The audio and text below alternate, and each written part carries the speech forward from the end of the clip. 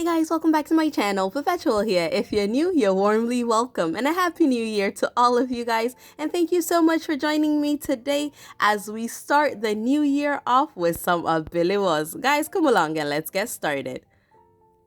Guys, a list of the ingredients and the measurements will be in the description box below.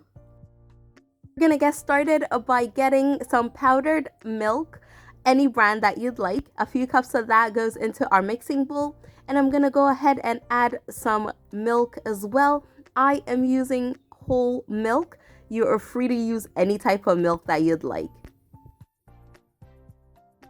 I'm going to give that a quick whisk and make sure that there are no lumps in there. And then I'm gonna go ahead and add about a tablespoon of cornstarch. This will help thicken our Abele Walls. And I'm also going to add some vanilla for a punch of flavor. Alright, next up I have a pot on the stove and I am adding a few cups of milk to that, and once it starts to warm up, I'm gonna go ahead and add some sweetened condensed milk. Now guys, because I'm using condensed milk, I will not be adding any additional sugar, but if you'd like to add more, you can. And I'm going to give this a nice whisk and then add my initial mixture into this as well. And you want to do this on low heat so that it does not cook. You just want it to simmer on low heat.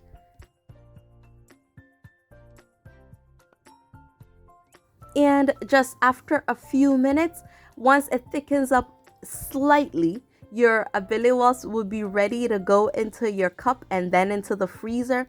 I am using disposable shot cups here, just like I've shown, and some wooden or bamboo sticks to go in. If you have reusable popsicle molds, it is also perfect for that.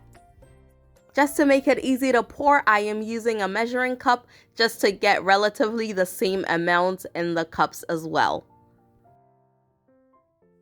Once I get the cups filled and I've used about half of my mixture, I'm gonna go ahead and change the flavor up a bit. And for today, I am going to be doing the second batch with a bit of Milo. Guys, you can use fruits like strawberries, pawpaw, bananas, just to give you different flavors. But like I said, I'm using Milo, and what I've done is I've taken just a small portion of my mixture and I'm going to mix the Milo in there before I add it to the larger amount, just so that it is easier to incorporate.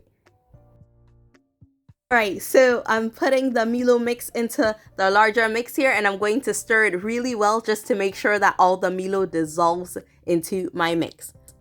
And then now I'm gonna go ahead and get those into the cups as well. And then once that is done, it is going to head into the freezer. Now guys, ideally you want to freeze your Abele Walls overnight, but I am never able to do it in the evenings. I mostly do it in the mornings and just give it a few hours to freeze just enough to come out of the cups, because when I am making Abele Walls, my family is not very patient.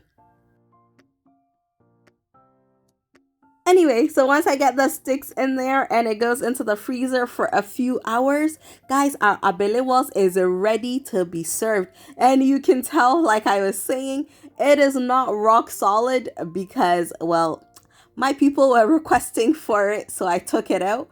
But you get the point. You can freeze it a lot more.